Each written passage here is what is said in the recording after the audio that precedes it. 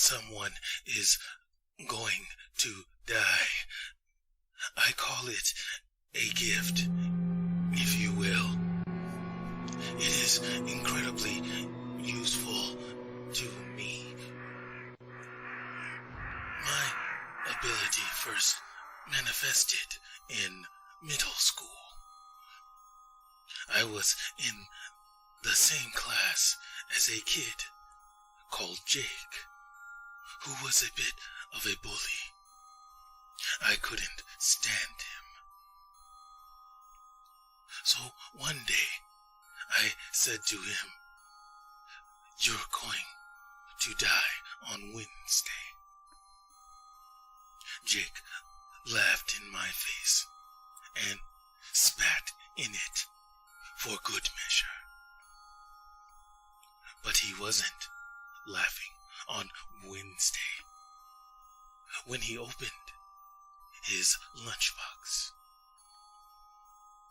thousands of little red ants spilled out from his sandwich, crawling up his arms and wriggling beneath his eyes and nose and ears.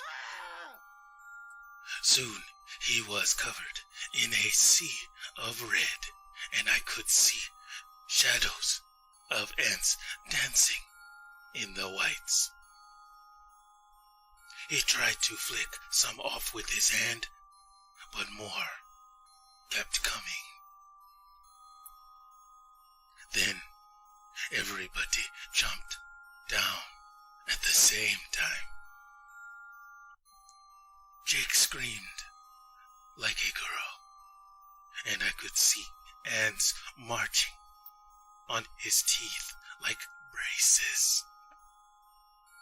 Little red boils emerged under swollen skin, swelling until they were as hard as little rocks. Then they popped on their own, releasing gobs of green pus. Jake erupted in a human volcano, green pus sliding to the floor, and when his screams quieted down, I knew he had passed.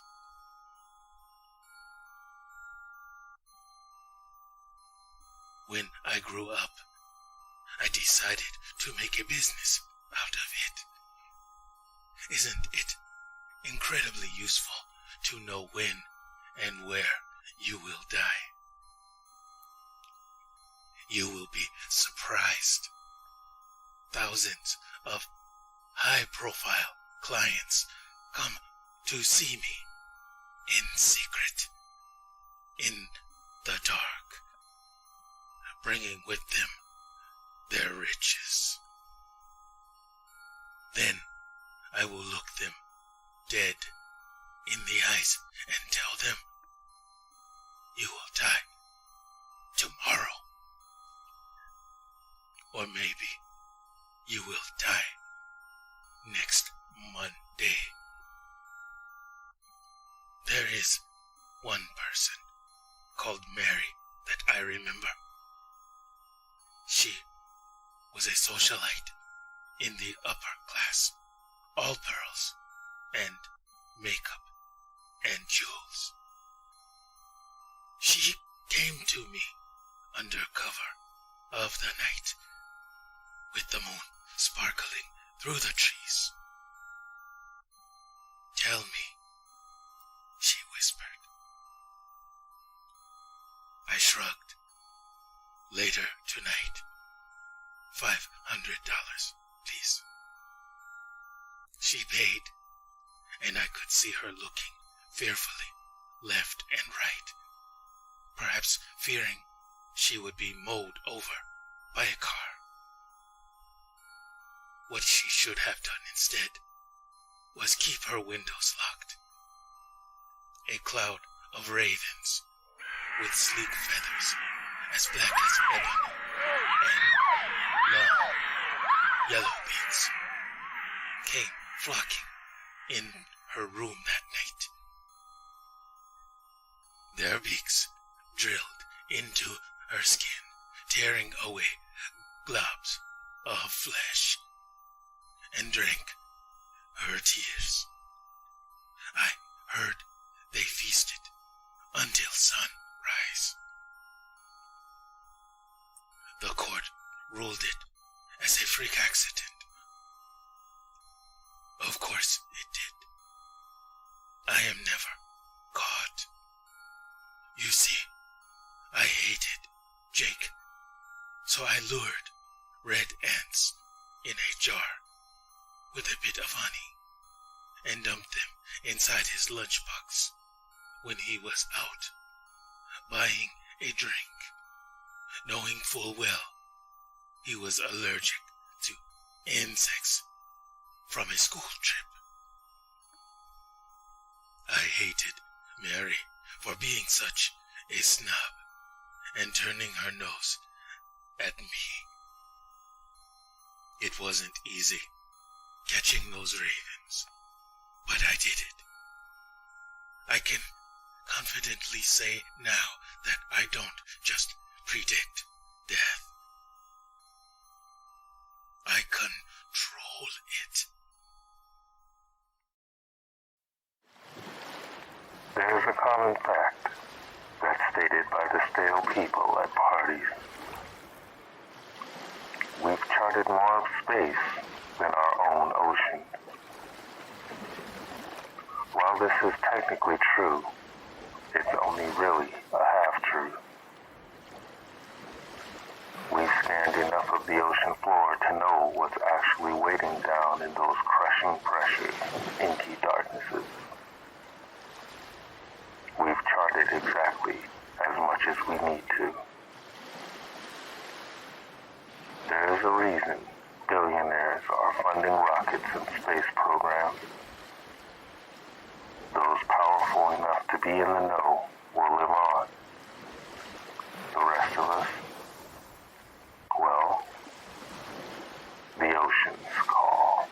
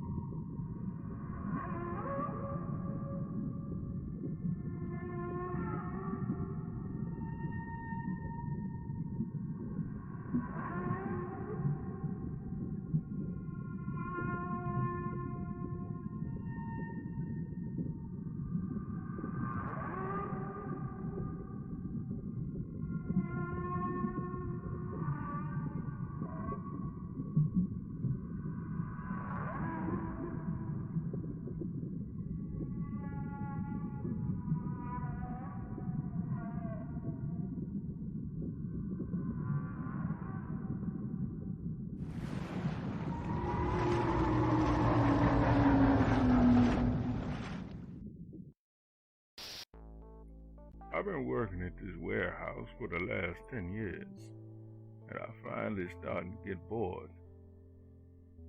It's not that I like change and stuff, but I get tired of dealing with the same people doing the same stuff all the time. I stay in a small town, and everybody who's anybody all work at this warehouse. I remember how happy I was when I first got the job, but now I'm tired of it. And they offered me a new shift overnight to cover a new contract the company just got. I drove forklift. They needed a whole bunch, a lot of stuff reorganized, and more trucks had to be unloaded and loaded. And I was happy to do it, so they picked me and two other guys to handle it. It was only temporary, but I was going to enjoy this time. It's almost like going on vacation at work. The first few weeks went by smooth. It was so easy that we would take turns letting the others go home early. And tonight was my turn to stay. After they left, I went to use the bathroom, and I remembered I didn't lock the door behind them. I didn't think it was a big deal until later on I heard some noises while I was drying my hands, and I thought maybe one of them forgot something. So I walked out. Ain't seen nobody around, but some boxes was knocked over. And when I left out of the break room area to go lock the door, I heard something howl.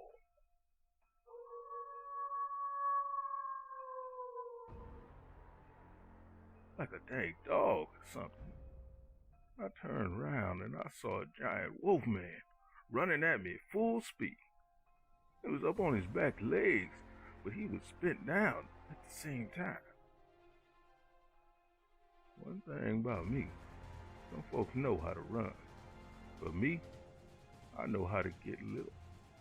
I was out the door and moving through the parking lot.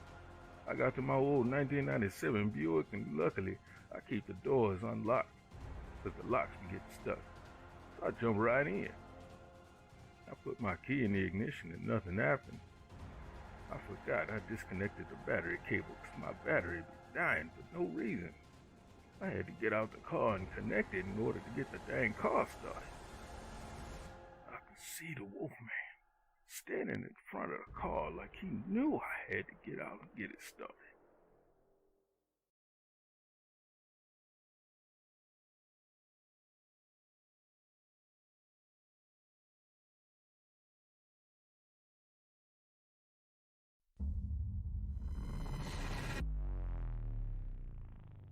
My mama never feeds me no more.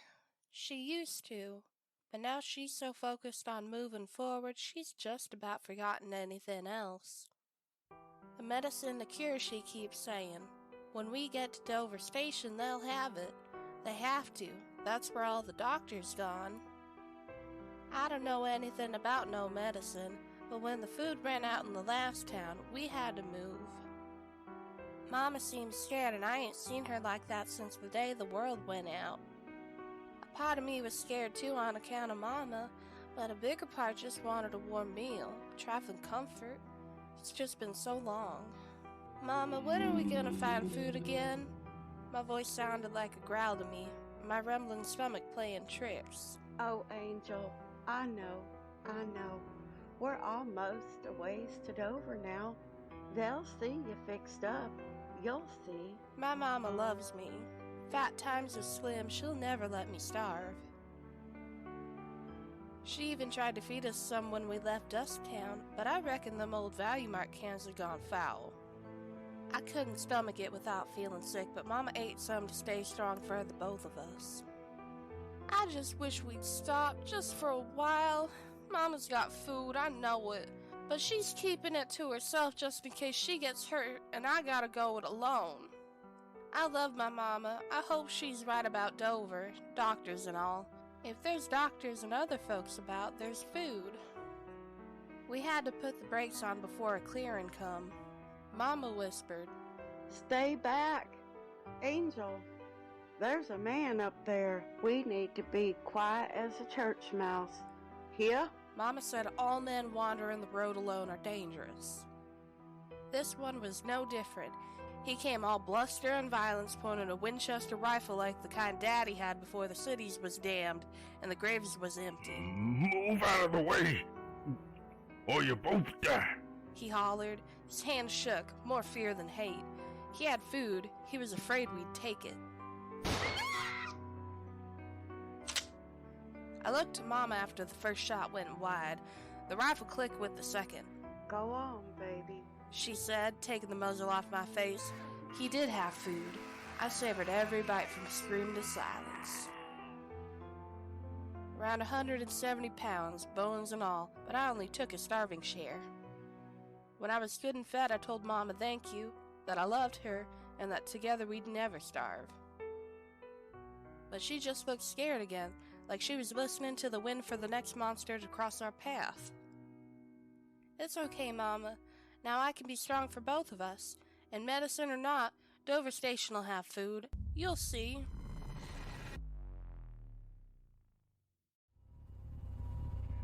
Stop! Stop! Please stop!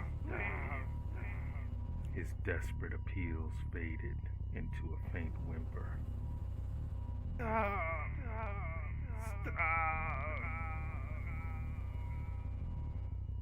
With the staff still in hand, I grabbed a fistful of his hair, snapping his neck towards me. His lifeless eyes paralleled his flaccid body. Flipping him onto his back, I pried his mouth, jamming the blood-soaked staff into his throat, snapping bones as it pierced the back of his head. How do you like that, motherfucker? This was for Maggie May. Even the dead can get revenge. No response followed. Blood streamed upon the tarp, submerging the soles of my feet. I flicked his bits from my body and backed away.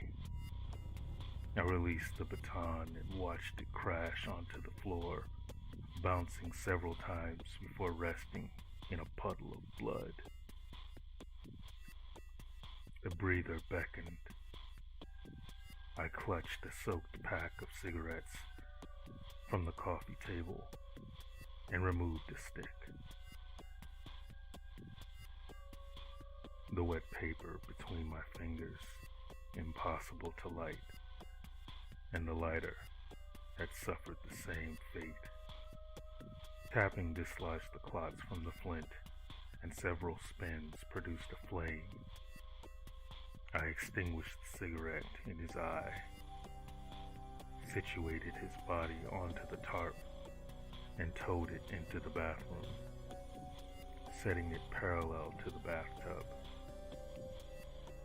That last bit of exertion burned every muscle.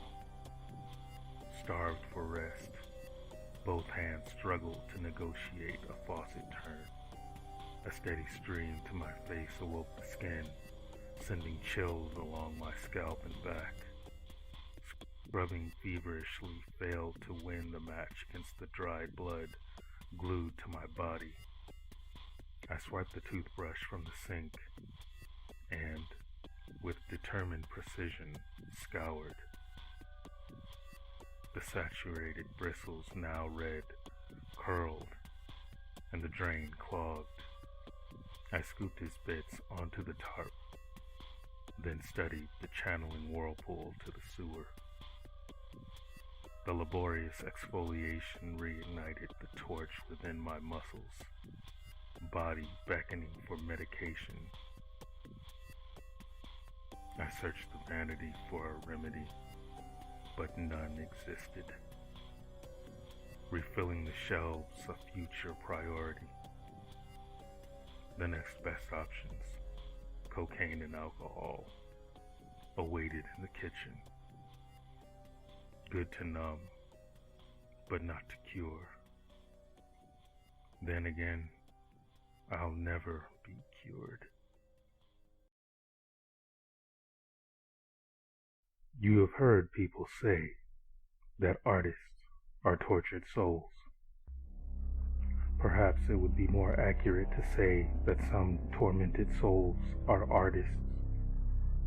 Either way, there seems to be a remarkably apparent link between artists and various forms of traumatic stress. Art, in a multitude of mediums, can be readily explored as an outlet for such stress.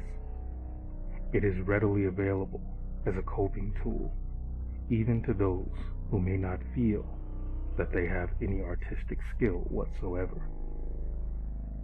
For creatives, the effects of trauma can often be longer lasting and more intense due to their inclination to keep thinking on it.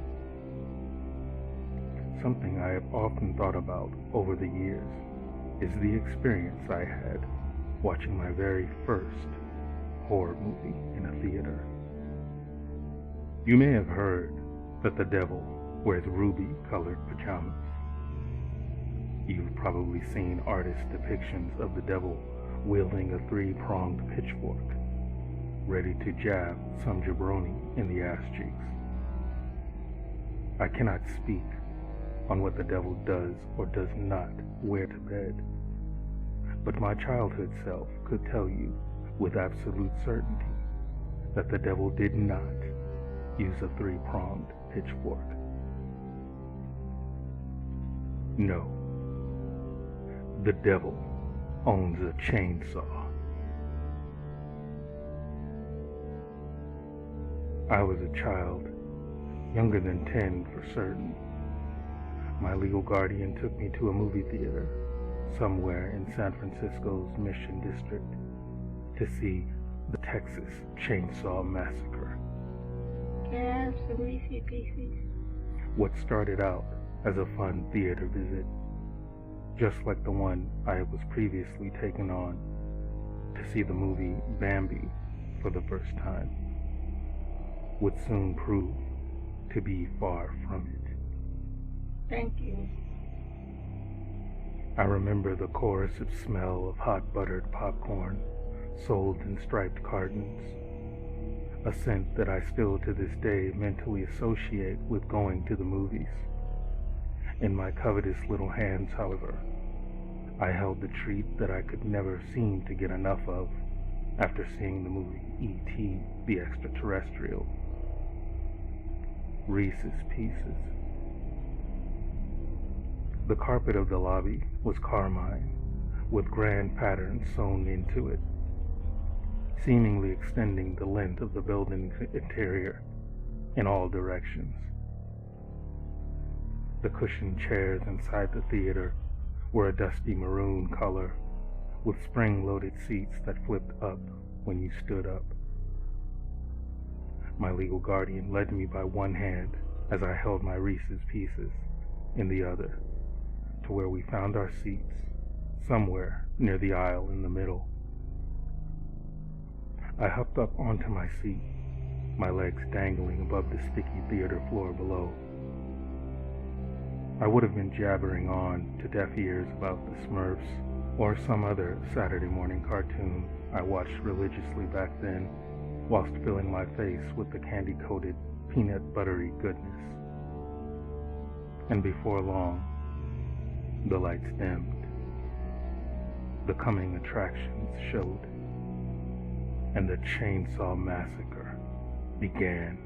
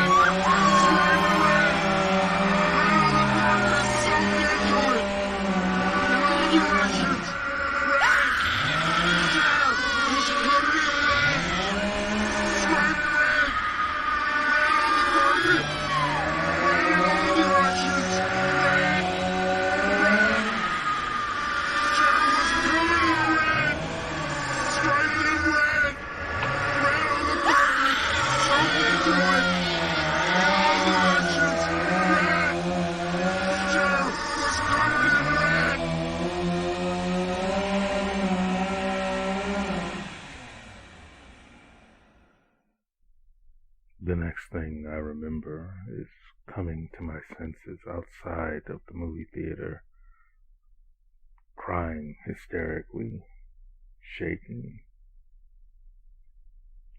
traumatized, scarred. It would be years before I forgave my legal guardian for that. Years before I could sleep through the night without being plagued by nightmares. I would be as a man afflicted until the day I bought my first chainsaw.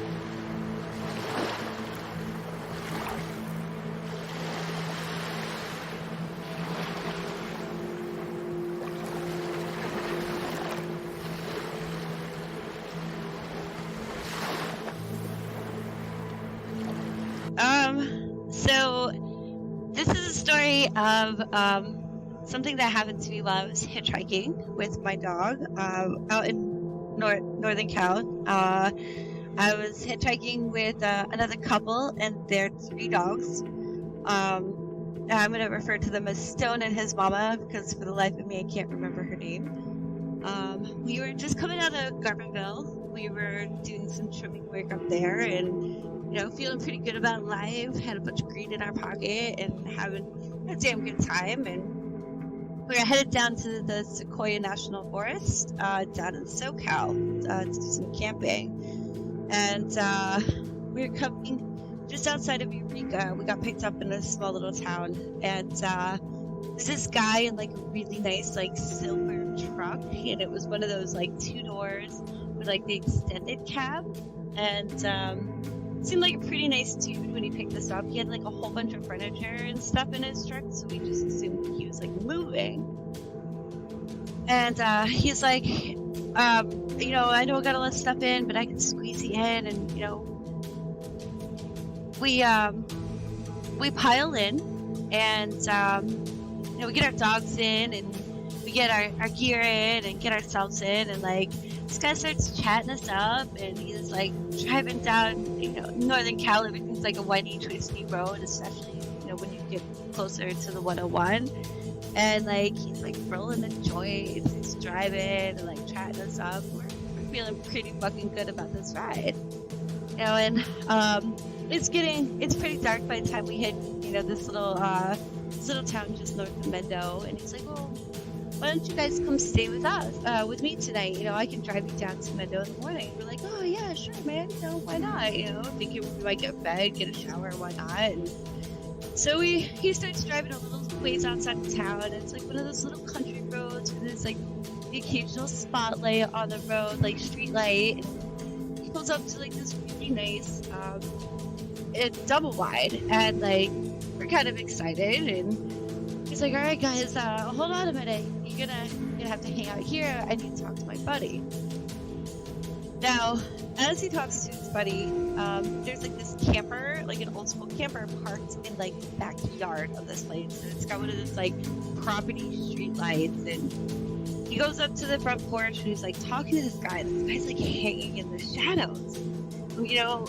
And at that point, you know, you're, as an transient, as a hitchhiker, you know when to read things. And we're all kind of sketched out about this. We're like, all right, well, you know, we'll just make sure, you know, somebody calls, you know, their family and let them know where we are. You know, no big deal. It's pretty standard practice for the transients when they get picked up. And so he talks to his buddy. You can't see the guy like at all. Like he's like lurking in the shadows. So he comes back and he's like, oh yeah, my buddy's cool with it. Why don't you guys come in? I'll cook us some dinner. You guys can shower and whatnot. And we're like, all right, cool, man. And we get out and we go inside. There is no furniture, none. There's not even a freaking chair in this double wide. You know, and you don't kind of think anything of it because he's got a bunch of stuff in the bag. And he's like, well, you know, you guys hang out for a little while. I'm gonna unload my stuff and, you know, I'll make you some dinner. Like, okay, man, no problem. We're like sitting in the living room on the floor, hanging out with our dogs and our pets and smoking some joints and having a good time. And you know, he's bringing loads of stuff in and out and just kind of putting them in the bedrooms, in fact. And we didn't think anything of it. He makes us probably some of the best stir fry I think I have ever had. This stir fry was so freaking good. You know, at this point, he's like talking and just having the conversation we had with him. Like, the longer we talked to him, the more and more everybody kind of seemed to be a little bit more reserved and sketched out about the guy. And it wasn't because he was saying creepy things or like weird things. It was just the feeling you got from him. And you know, we all did the whole call our parents thing. So after dinner, I was like, oh, hey man, you mind if I, you know, call in and check with my parents? So I call my mom, and it's like 10 o'clock out there, so it's like 2 o'clock in the morning on the East Coast. And I'm like, hey mom, I'm in such and such town, you know, if you don't hear from me tomorrow, I need you to call the cops.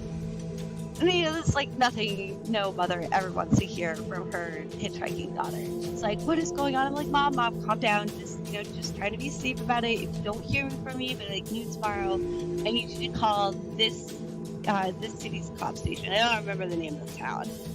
And she's like, okay, I can do that. We go back inside, and you know, we have like another joint, drink another beer. We're like, all right, hey man, we're gonna turn in. And he's like, oh wait, I want to show you guys my collection. And at this point, we're like, okay. So this is a 3-bedroom trailer. He starts in one room, and he like has clothes and like toys and instruments, things set up in each room, like displayed.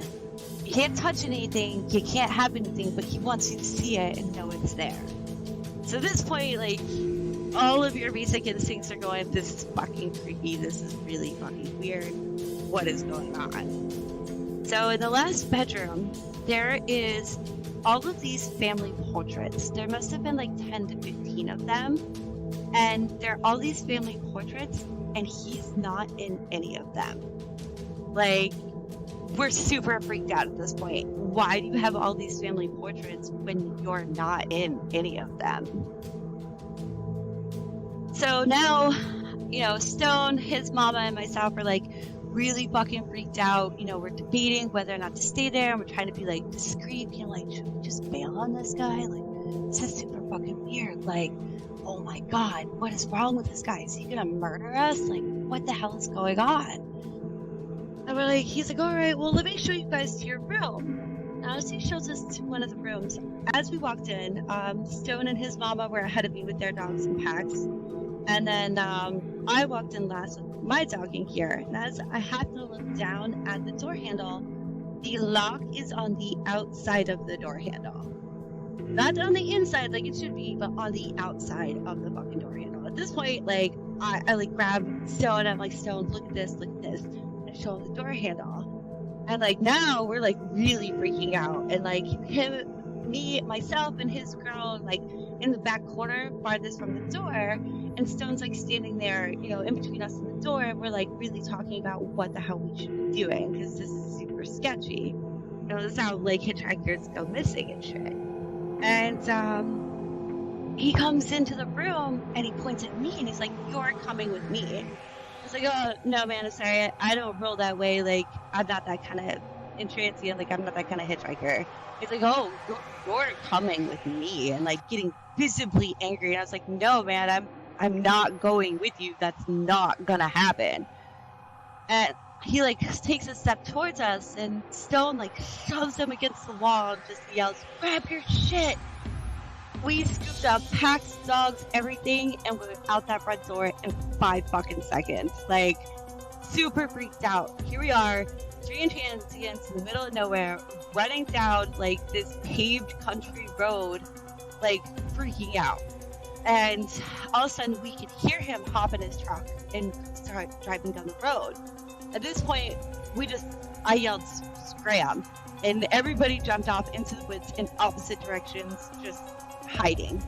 And I'm like on the side of the road in this like 5-foot ditch in a puddle, holding my dog up against me with his mouth shut as he's driving up and down the road going, "I'm gonna fucking kill you, you fucking dirty hippies. You're gonna fucking get what's coming to you." This went on for an hour of him going up and down the road looking for us. So about an hour, we waited probably another 20 minutes, and he didn't come back down the road. So at this point, you know, I start yelling for Stone and his mama, and they happen to be just on the other side of the road in the ditch. We come out, we're like, all right, we gotta get somewhere. So we start walking down this road. It was like a 2-mile walk to the end of the road, and right there was like a little seaside motel. So we go inside, we're like, hey, we need to use your phone, we need to call the cops, and like, this poor little old lady is looking at us like we're gonna murder her. So we're all muddy, we're all wet, like you could tell we'd been through some shit. So come to find out, we call the cops, they show up, and they're like, well, you're actually kind of lucky, you know, intransients have been going missing here. We haven't found them. And they showed us like a list of like 30 intransient kids that had gone missing in the area. So at this point, you know, we're trying to help the cops as much as we can, like give them any and all information. And the little old lady ended up putting us up in her little seaside motel for the night and like giving us a room to stay and everything. Like, we literally avoided an intransient serial killer. And I've never been able to find anything about them catching the guy. So he could still be out there on the northwest coast, like picking off freaking intransients. He could just be doing it from a different location now. He is like the safe guy that like brings them in, and then the guy in the back that we never saw is probably the one that murders them. Yeah. Oh my god.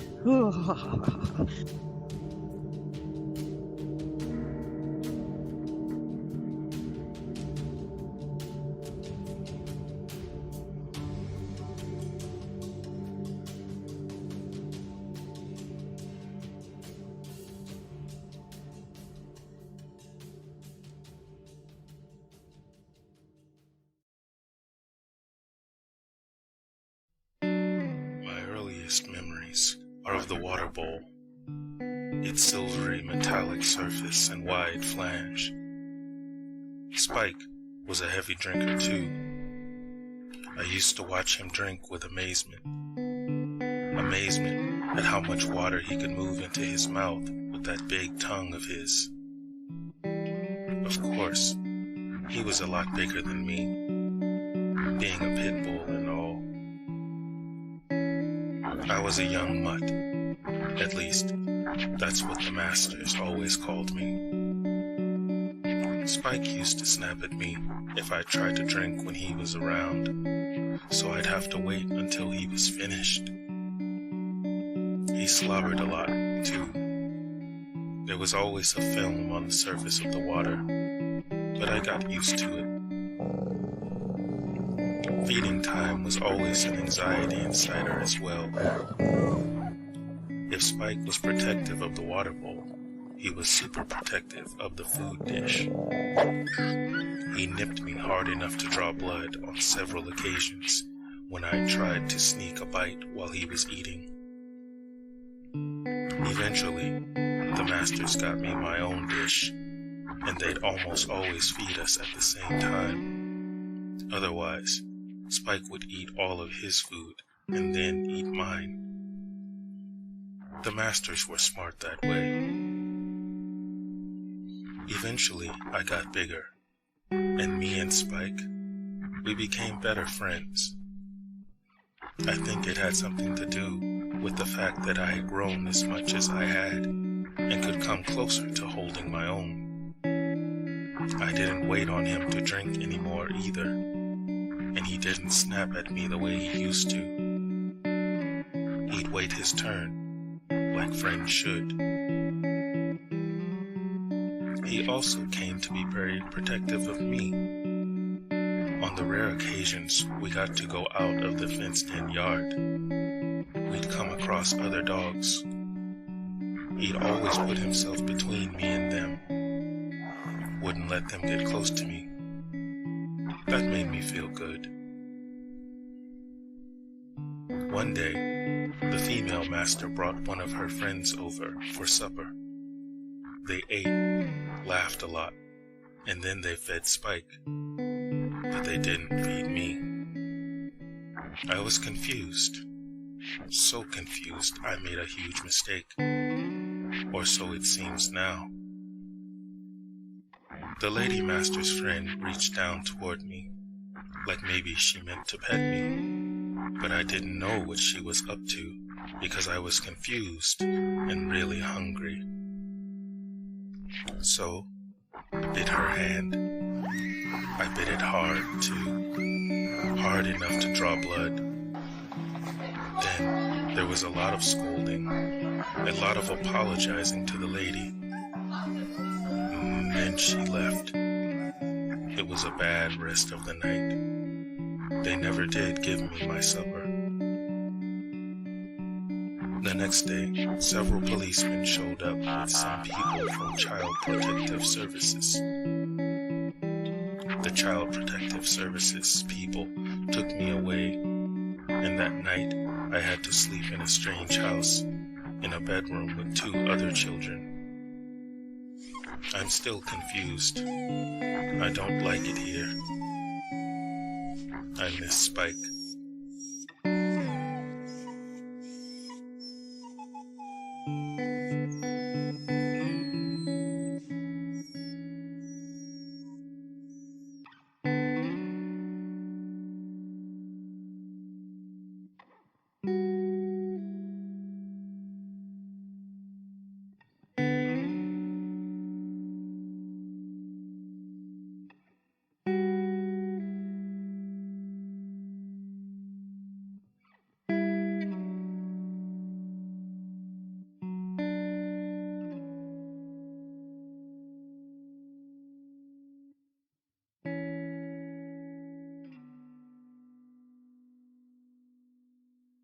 Growing up in a tiny town, I've gotten to see my fair share of strange occurrences.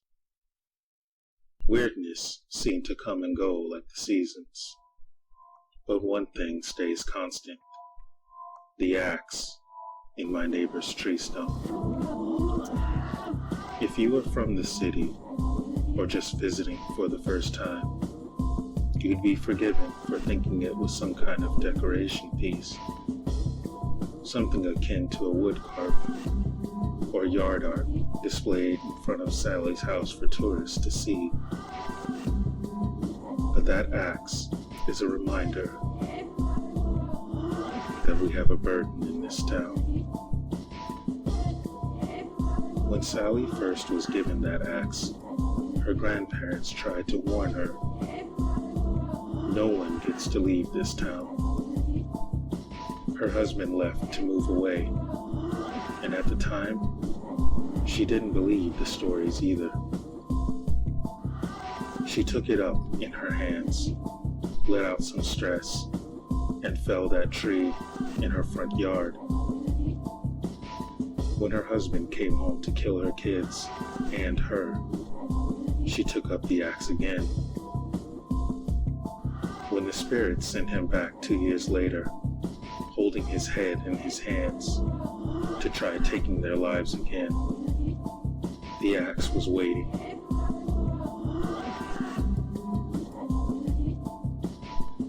My parents told me that story when they gave me an old rusty sledge. They told me some kind of evil has worked its way into this town. There is no leaving. Well, no leaving for good. You can sure try, but you'll come back crazed and looking for blood.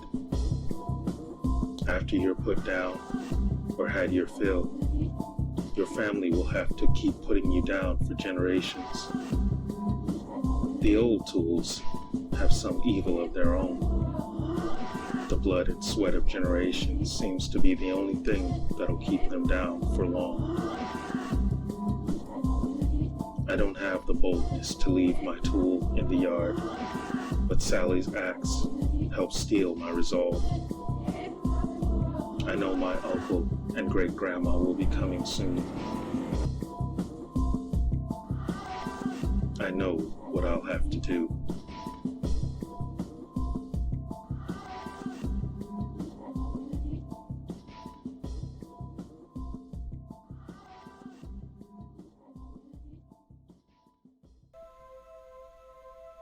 The sun arose, sweeping away the darkness of the long night before and blanketing the isolated outpost in soft yellow light. Rejuvenation filled the entirety of every living thing within the reinforced walls. For some, the outpost was all they had ever known of the world. For everyone else, it was a sanctuary from what the surrounding flora mercifully concealed. Laurie awoke from uneasy reverie, thanks to her alarm clock. She was relieved to be safe in the comfort of her own bed. The sounds of birds singing outside her window gave her reason to smile, chasing away memories of the horrors she had dreamed. Sitting up, she stretched and yawned, leaving unnoticed strands of her blonde, poker-straight hair atop her pillow. Flinging the covers off and rolling out of bed, she inserts her feet snugly into slippers and donned her robe before unsteadily shuffling to the kitchen. There she brewed her daily cup of caffeinated comfort. She was a beast without coffee. While the percolator did its thing, she showered, confident that her beverage would not be overbrewed by the time she finished. Brushing her teeth beneath the spread of cascading water, she noticed that something was wrong. One of her lower teeth had broken loose inside her mouth. There was no pain, but the sudden flood of anxiety was like a kick to her gut. She spit the tooth into a cupped palm and frowned at it. I take care of my teeth. I've never even had a single cavity, Laurie thought to herself, horrified as she watched the traces of blood rinsing away along with her once perfect self-image. A wave of queasiness washed over her as she held it up close to her disbelieving eyes. She rarely wore makeup and often smiled, showcasing her natural beauty. She now felt disfigured, wondering if she was being punished for some forgotten offence. Homeless people and junkies have missing teeth. Why me? Laurie thought, disgusted, imagining her appearance and what others would think. I'll be a monster. Exploring the hole in her smile with her tongue, Laurie clenched her teeth and poked her tongue through the tiny window. She investigated if any others had come loose or gone missing. False hope flickered like a spark of a newborn flame as she figured maybe she could just stick it back into place and all would be right as rain. After a deep and trembling breath, she leaned out of the shower to face her wretched reflection and started to shake. Her intestines twisted inside her as she beheld her horrific hair loss for the first time. Mortified by the mirror's confirmation of her compounded misfortune, she was now as physically rattled on the outside as her nerves were inside. She had lost so much hair, balding unbeknownst before now. Strands lay where they fell, in a trail from her bed to a bathroom. "No, no, no!" she cried. "This isn't real! This can't be!" A sudden crash from the kitchen made Laurie's heart race. She instinctively withdrew back into the shower, clenching the thin plastic curtain. Holding her breath, she shut off the water and listened intently. Her heart was in her throat as visceral scenarios of home invasion squirmed inside her brain. Cautiously, she drew back the curtain and donned her robe in preparation for any ill-fated encounter. Laurie grabbed the handle of a plunger and cautiously peered out from the bathroom. Dead silence.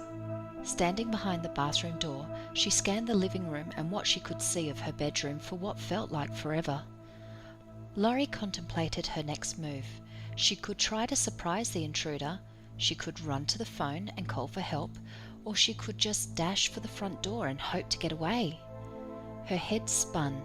She would at least need a description of the intruder for the police. She crept into the open gingerly, wary of every sound she made. Her green eyes, as wide as porcelain saucers, watched for movement.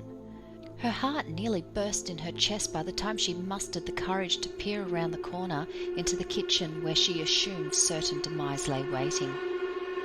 Shattered on the kitchen floor lay the scattered remains of her beloved percolator. Surveying the damages, it seemed obvious what must have happened.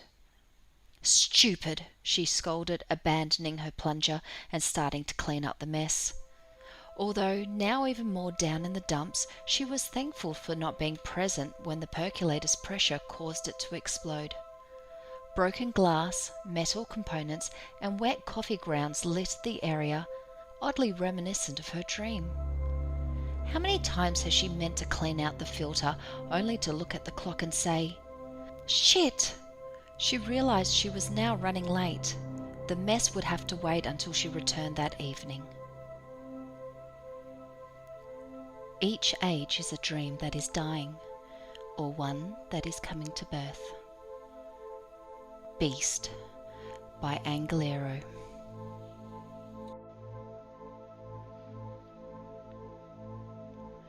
The warm sun sunk low as the day neared its closing. Laurie sat behind her desk grading papers. The ambient sounds of her dismissed students diminished as their parents came to collect them. Laurie checked the time. At long last, 4:30 p.m. had arrived. She packed up the remainder of the students' papers to take home with her, where she could try to deal with her hair loss problem. As someone who had adored ash blonde hair, now closely guarded beneath an old bowl cap, every lock she lost made the image of the monster she was becoming clearer in her mind. It was already getting dark out when she'd stop at the main office to punch her time card. The school nurse, Miss Clara, was at her desk. She seemed to be urgently searching through a pile of medical books. "Good night," Laurie said, announcing her presence so not to startle the 80-some-year-old woman. Absorbed in her task, Clara gave no hint of acknowledgement. It seemed odd. She was always so polite. "Have a good night," Laurie said louder, earning a dismissive wave of the elderly woman's hand. Okay, Laurie thought, leaving Clara to do whatever it was that she was so fully focused on in those books. It's not like she's deaf. Arriving at her parked car, she popped open the trunk, tossed her attaché of papers and personal supplies in, and closed the lid with a heavy slam. Laurie yelped, startled by one of her hearing-impaired students tugging at her blouse. "Brandon?" she signed with her hands. "What's up, sweetie? What are you still doing here?" "Nobody came," he signified. "Did anyone call your dad?" Laurie inquired, assuming he was running late. Brandon shook his head, distraught. Laurie took Brandon by the hand to the school office. She hoped the boy's father was only delayed and hadn't outright forgotten his own son. "What if I wasn't here? Aren't there already enough missing kids on the side of milk cartons?" They found the office doors to be locked, although some lights inside remained on. "Clara!" Laurie called out, banging her fist on the door. Nothing. No answer from inside. The school nurse had apparently forgot to shut off the remaining lights before leaving, but Laurie hadn't seen her pass. Where could she have gone? "Seriously?" Laurie breathed, annoyed by everyone's irresponsibility. The ticked-off teacher tried to spy Clara through a nearby window. Instead, atop Clara's medical text, she saw several wads of blood-stained tissue littering the desk. Annoyance was suddenly replaced with concern for the elderly nurse's well-being. Was she experiencing a nosebleed? She must be in the staff washroom. Laurie led Brandon by his hand to the back of the office, where the washroom's only window was located. There she called out to Clara again, approaching the window and peeking inside. She saw more bloody tissues, a bloody toothbrush, and a discarded toothpaste tube atop the trash bin, but no other trace of the missing woman. Brandon startled Laurie again, tugging at her pants. "Someone in there?" he motioned, pointing at the window. "No," Laurie answered. "I guess she went home." It was getting dark, really dark, fast. The normally calm roads felt like driving on a racetrack, as everyone seemed in a hurry to get somewhere. Laurie suppressed the aggravation she felt towards being saddled with the unexpected responsibilities of getting her student home safely. She pulled over at a payphone and tried to contact Brandon's derelict dad, resulting in another failure. Time went on, and irritation again turned into concern. What if there was an accident? Laurie wondered to herself. What if his father is in the hospital somewhere? Brandon signalled that he was hungry. He hadn't eaten since lunch. Laurie figured fast food was a fair option. Maybe they'll have a landline I can use. The road spat them out alongside a local fast food restaurant that was famous for its burgers. The well-lit sign that normally stood tall outside was downed, pinning a semi-truck beneath it. The truck's cab was empty. Not empty, however, was the restaurant's dining area. Laurie slowed just enough to confirm what she was seeing. Wisps of black smoke escaped the dining area's shattered windows. Inside was an inky amorphous mass amidst flickering lights. Writhing. What's going on in there? What is that awful smell? Laurie heard wailing, a greatly pained moan like something from a nightmare. Panicked, she pressed the gas pedal to the floorboard. Brandon began frantically forming words with his fingers. "Sit tight, honey, they look closed," she swiftly signed. She was thankful he hadn't heard whatever it was. How would she even explain it? They halted behind a sea of red tail lights. Yellow hazard lights blinked in step with the bonging sound of opened car doors. People were making their way on foot towards the front of a long line of stopped traffic. "What's happening?" Brandon pleaded, his confusion nearly full-blown panic. "Must have been an accident," Laurie motioned. "We have to wait until they sort things out, okay?" Brandon agreed, trusting. Laurie tried the radio, but only got static. She had to keep Brandon calm. She had to keep herself calm. Nothing made sense, and everything seemed ominous. She rolled down her window. "Excuse me," she beckoned to a passerby. "Can I talk to you?" The stranger's shadow enveloped the car. "Hey, sorry," Laurie apologized. "What's going on up there? An accident or—" She paused, unsettled by the face of the balding woman approaching her window. Bloody wads of fabric plugged the holes of her nearly toothless mouth. Her skin peeled, blistered and burned by overexposure to the sun. The unrestrained look in her eyes prompted Laurie to roll up her window hastily, but too late. She had reached the car. "You ain't nothing," she crowed. "Ain't neither one of you nothing." Confused silence followed. The hag maintained tense eye contact. Brandon sat terrified beside Laurie. "Away with you!" she screamed, gory gauze falling from her mouth, amplifying the intimidation. "This is not happening," Laurie screamed, throwing the car into reverse and backing away as far as she could before crashing into the car behind her. Brandon tried desperately to alert Laurie to something. Dazed, she investigated, gazing curiously at two beams of light which seemed to be focused in their general direction. Brandon was already unbuckling his seatbelt, too scared to sign why but simultaneously releasing Laurie from hers. He took her by the wrist and tugged, using all his might to urge her out of the car. He might have ripped her arm right out of the socket had he not stopped when he did. Laurie lifted her eyes to the soot-black sky, fascinated to find spiralling lights above them. Finally, she conceded to what her own eyes were now telling her. Those lights were moving closer. The sound of a blaring horn heralded an airborne car moments before landing on top of Laurie's. She and Brandon narrowly escaped, grouping just in time to see more cars hurled through the air, landing atop the hoods and the heads of others. The chaos was visceral. Fires blazed and people screamed as they ran, abandoning the highway through the trees, where leafless silhouettes became animated by the chill wind. She halted to catch her breath and regain her bearings. Where had the panic deposited them? A more frightening question was what lay in wait for them both here in the dense darkness. Brandon looked back, horrified, and jerked from Laurie's grip. He bolted off towards the gated entrance of a dark tunnel. She didn't understand why. Laurie nearly choked on two more teeth which had inexplicably come out inside her mouth. She spat the bloody teeth into her hand and ran after Brandon, pursued by her own confusion, fear, and guilt. Her heart broke. She failed to safeguard him. He was hysterical. She was hysterical. She called out to him at a loss, unable to pursue any further as he disappeared through the bars. Laurie eyed the iron-forged bars with no hope of squeezing or breaking through. Nervously scratching her head and inadvertently removing more of her hair, the sound of branches snapping behind her, accompanied by profound groaning, was getting closer. The stench of rot infected the air. Every cell in her body agreed that she should find Brandon and leave. But how? She discovered a path through a section of the wall that separated the outpost from what was beyond it. Looking at the pile of rubble on the ground, it was obvious that someone had already forced their way through somehow. Chillingly, whether they'd ventured in or come out, she couldn't say for sure.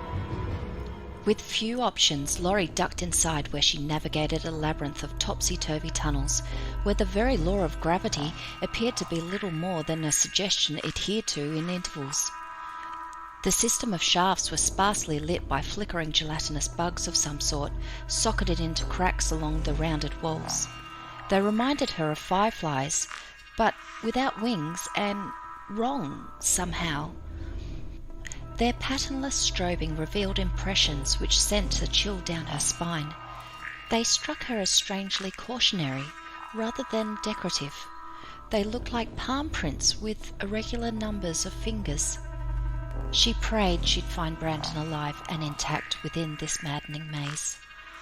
Immediately struck by vertigo, the world seemed to be shifting and tilting at increasing inclinations. With her hand along the wall for guidance, she advanced cautiously and blindly into the abyss. Something ran across her hand, causing her to snatch it away, attempting to shake the repulsion off. Her skin crawled, itching all over until she turned a corner to a better lit stretch of hallway. She started towards the open doorway ahead, then suddenly her blood ran cold. A trail of droplets, obviously blood, led her to a crimson spot where a few child-sized teeth floated in a cluster. "Brandon?" she questioned, despairing as she reached out and claimed them.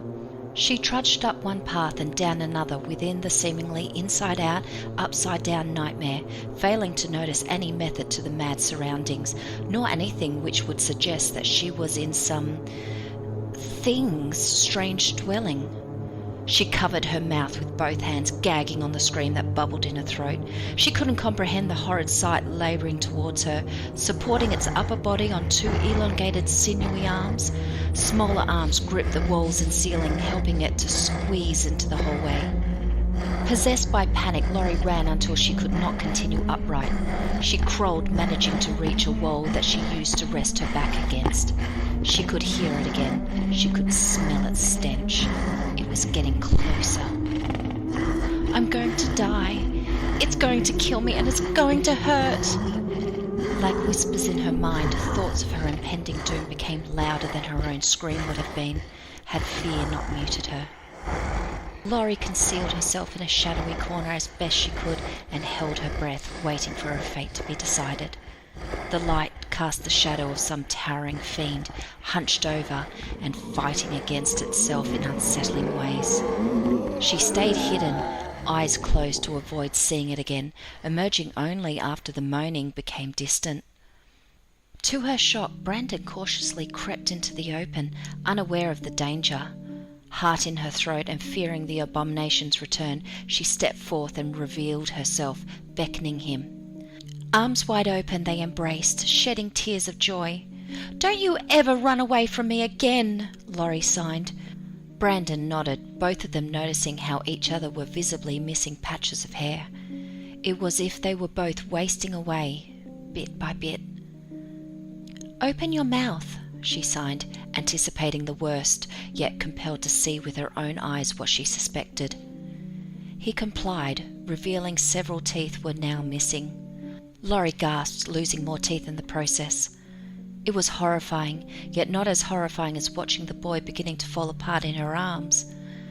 Chunks of skin separated where Laurie held Brandon's shoulders. It progressed with his left arm suddenly separating above his bicep before hitting the ground with a heavy thump.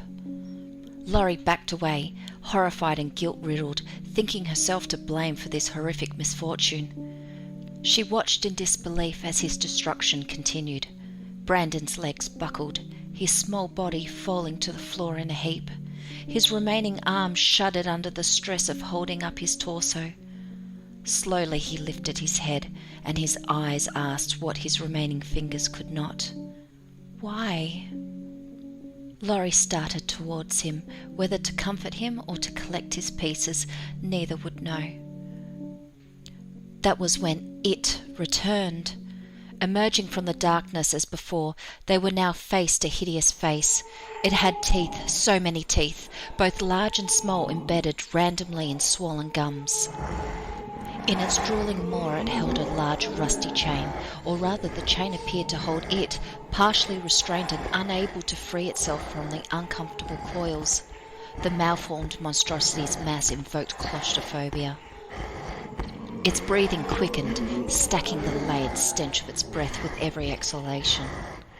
Laurie's eyes darted, staring for moments at a time at several of its confused, bloodshot eyes. It looked anguished and distressed, to the extent that a violent explosion seemed imminent. Suddenly it became a race to see who would break first. Their terrified cries crashed like two swords in mortal conflict. Laurie spun around, running as fast as her tired legs could manage. The thing ran as well, but in the opposite direction. Laurie lost a shoe filled with toes as she fled, limping on a stump after the entire foot followed. Deeper into the darkness, forward and towards the light, they both raced, neither daring to look back. As one lost more of herself, the other found hope, where the dawn's piercing rays penetrated her uneasy reverie. By dawn, the sound of birds singing outside would give her cause to smile a toothy grin, already forgetting the horror she had dreamed of. Safe and warm in her nest, she was free of the nightmarish world and the crumbling creatures that inhabited it.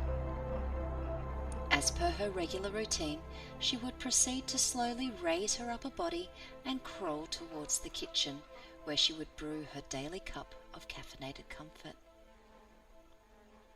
She was a beast without coffee.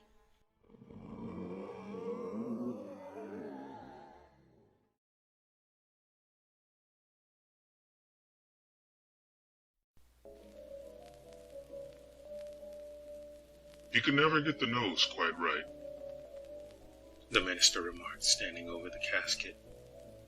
Looking at its contents, I was able to intuit what this statement meant.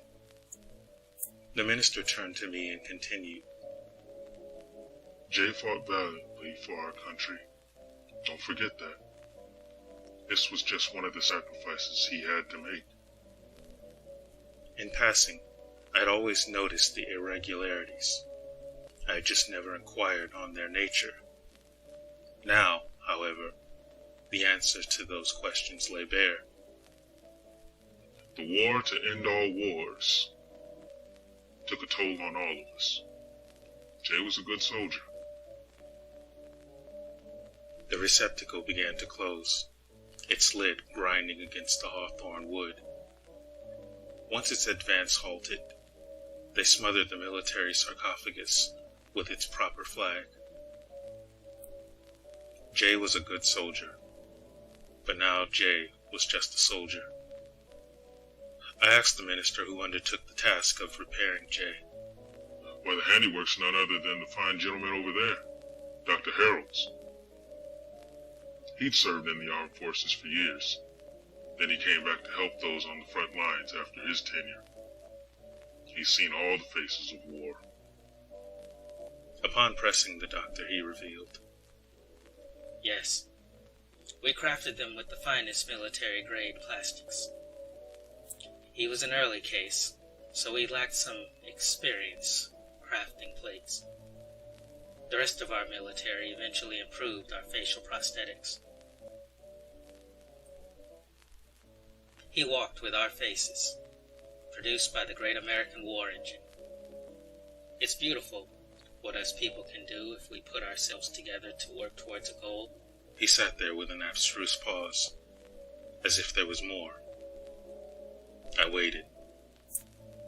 The thing is, with his prosthetic, it was always a bit obvious that he had come from the military. Every one of his interactions was overshadowed by... I waited for his continuation. Well, let me just put it this way, he continued. We never could get the nose quite right.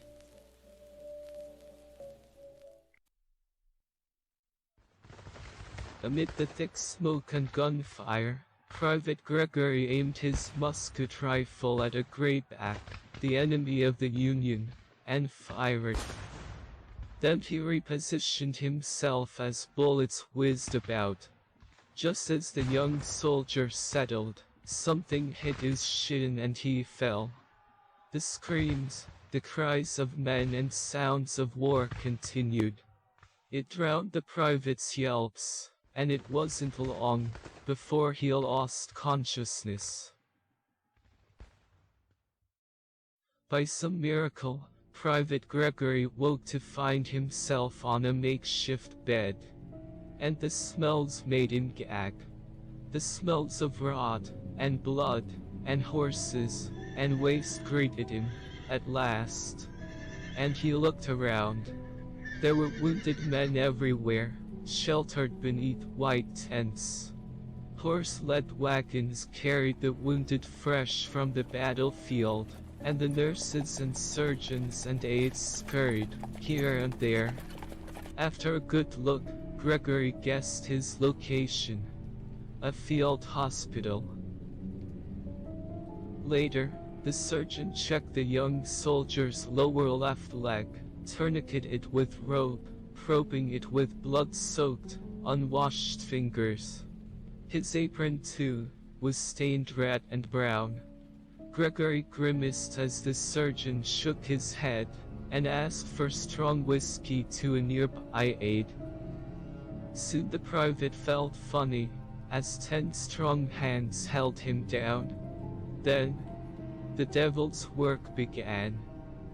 The surgeon took out his saw and knife, already rusty red from previous surgeries. Hold him down, the surgeon said, his words and expression grim. The devil's work came, and eventually he sawed at the leg. There was no time for slow measured movements. It was war. Instead, the process was rapid, maybe 10 minutes long. As the surgeon worked, Private Gregory jolted on the red table. He cried and was helpless. The speedy cuts detached the wounded muscle and bone from the healthy part, as if the leg was a tree. A bloody tree, that was. Finally, the surgeon removed the severed leg. Like a broken toy, he tossed it onto a heap of unspeakable hell. A heap of blackened, bloated legs and arms, hands, toes, feet. Hearts wounded Union men no longer need, because of fear of infection. Flies flew about like it was a grand banquet for them. If the lad's fortunate, the surgeon said, wiping his brow with his dirty hand. What a miracle it'll be.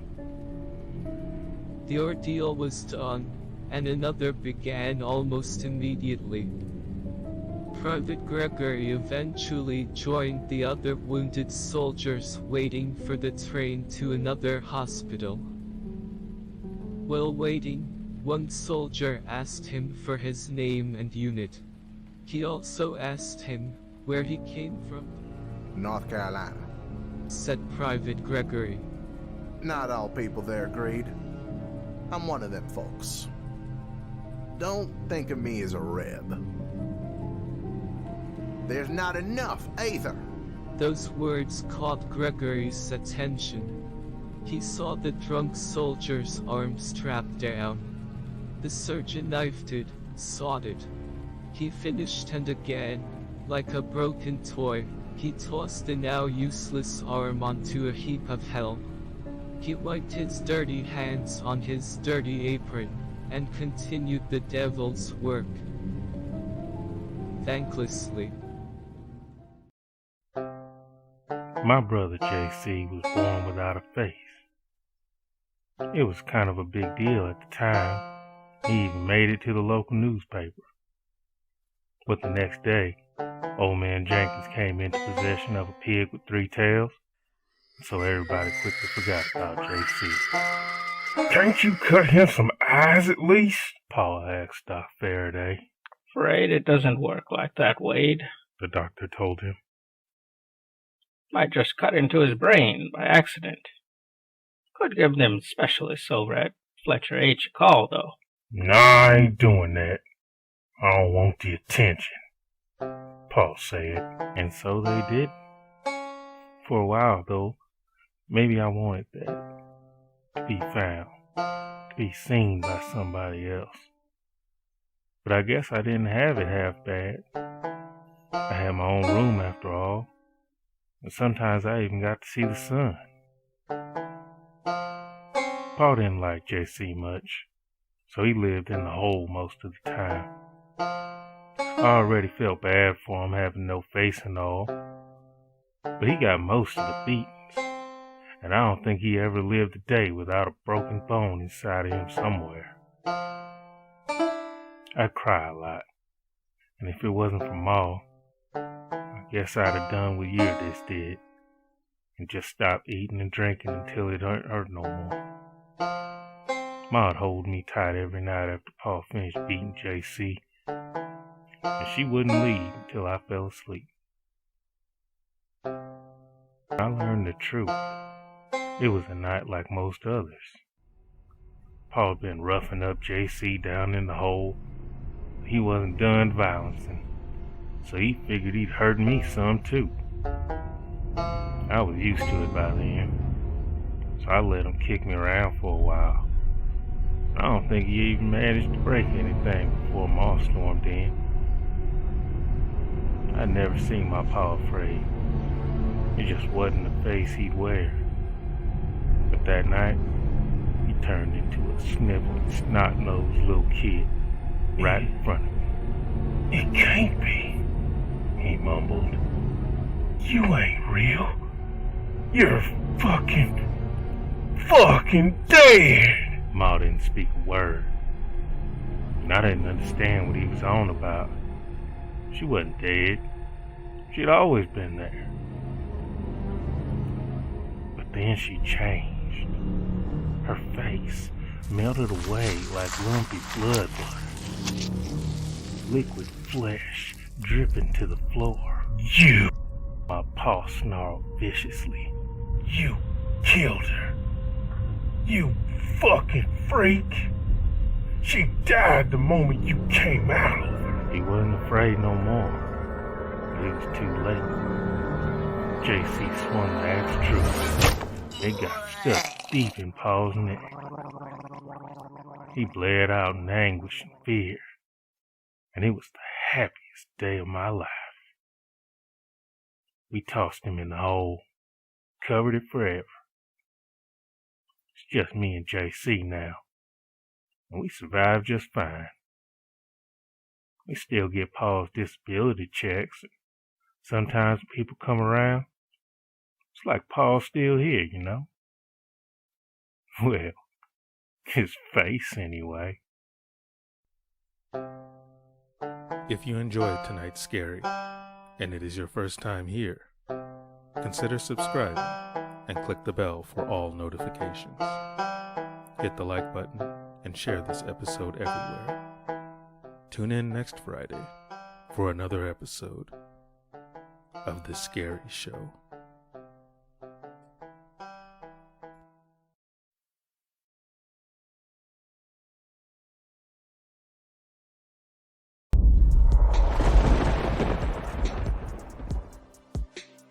Subscribe, like, comment, share, and I'll see you next week with a brand new episode of The Scary Show.